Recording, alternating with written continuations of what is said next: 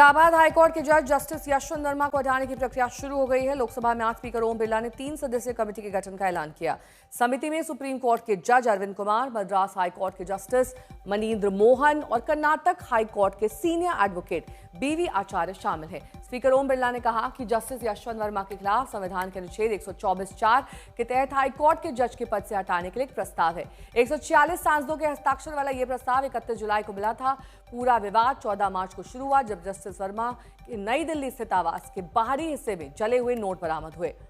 इस घटना के बाद जस्टिस वर्मा को दिल्ली हाईकोर्ट से इलाहाबाद हाईकोर्ट भेज दिया गया। साथ ही आरोपों की जांच के लिए एक आंतरिक समिति का गठन किया गया था।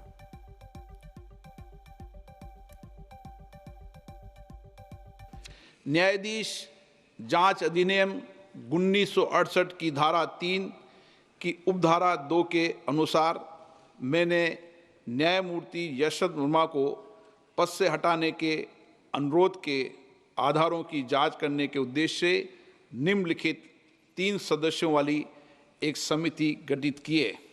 माननीय न्यायमूर्ति श्री अरविंद कुमार, न्यायाधीश उच्चतम न्यायालय, माननीय न्यायमूर्ति श्री मनिंदर मोहन श्रीवास्तव, मुख्य न्यायाधीश मद्रास उच्च न्यायालय, श्री बीवी आचार्य, वरिष्ठ अधिवक्ता कर्नाटक उच्च न्यायालय।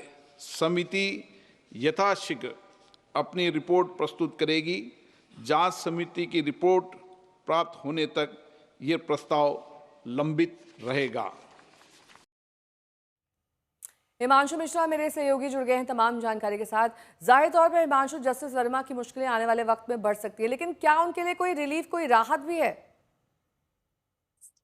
देखिए, उनके लिए कोई रिलीफ और राहत नहीं है, क्योंकि 3 सदस्यीय जो समिति बनाई गई है वो जल्द से जल्द अपनी रिपोर्ट को देगी और उसके बाद जो है शीतकालीन सत्र जो होगा उसके अंदर उनके जो रिमूवल मोशन है उसके ऊपर चर्चा होगी और उसके बाद जो है जस्टिस वर्मा उसी चर्चा के बाद जो है अपना पक्ष रख सकते हैं। उसके बाद डिवीजन होगा। डिवीजन में अगर जो प्रस्ताव लाया गया है वो सर्वसम्मति से या वो पास हो जाता है तो उसके बाद राज्यसभा में ये प्रस्ताव लेके जाया जाएगा, जहां वो अपना पक्ष फिर से रखेंगे। दोनों ही सदनों में पास होने के बाद राष्ट्रपति को सिफारिश की जाएगी उनके रिमूवल के लिए।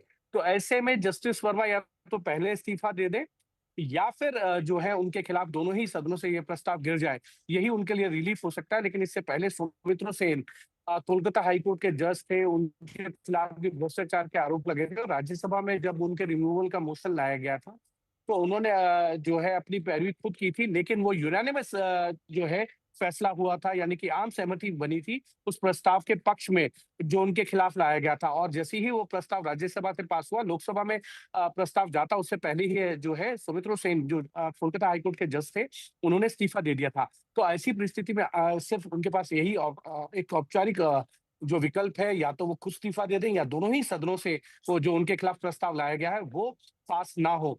ऐसी स्थिति में ही जो है जस्टिस वर्मा बच सकते हैं। अगर उनके खिलाफ ये प्रस्ताव लाया गया है और वो पास होता है और उसके दोनों ही सदनों से पास होने यानी लोकसभा राज्यसभा से पास होने के बाद जो है राष्ट्रपति को जो है उसकी संस्तुति यानी सिफारिश कर दी जाएगी कि उनके रिमूवल का जो प्रोसेस है उस पर जो मोहर लोकसभा राज्यसभा से लगी है, बहुमत के साथ लगी है। तो ऐसे में उनको हटाने के लिए राष्ट्रपति जो है वो रिकमेंडेशन कर सकती है कानून मंत्रालय को। संजय का रुख करेंगे। संजय कि शर्मा भी मेरे सहयोगी जुड़ गए हैं। संजय, ये तो 3 सदस्यीय इंटरनल कमेटी का गठन किया गया है, इनका काम क्या है, किस तरीके से ये प्रोसेस को आगे बढ़ाएंगे? जी हाँ, बिल्कुल। ये 3 सदस्यीय समिति है जो लोकसभा स्पीकर ने आज ऐलान किया है। वो समिति अगले 3 महीनों में, अब उम्मीद की जा रही है कि जो यहाँ कानून के जानकार हैं उनका ये कहना है कि हो सकता है कि शीत सत्र में इसमें आगे की कार्रवाई हो, क्योंकि 3 महीने काफी होते हैं। 3 महीने एक आइडियल सिचुएशन है जिसमें कि समिति जांच करके अपनी रिपोर्ट दे सकती है। हालांकि लोकसभा अध्यक्ष ने इस मामले में समिति को कोई समय सीमा नहीं दी है, लेकिन ये कहा एज सुन एज पॉसिबल, जितनी जल्दी हो सके उतनी अपनी रिपोर्ट दी जाए। तो ऐसे में उम्मीद की जा रही है कि शीत सत्र में इस मामले में पूरी कार्रवाई आगे बढ़ सकती है और तब तक जस्टिस वर्मा को फैसला करना है कि वो इस्तीफा देते हैं या फिर इस लोकसभा और राज्यसभा में होने वाली कार्रवाई का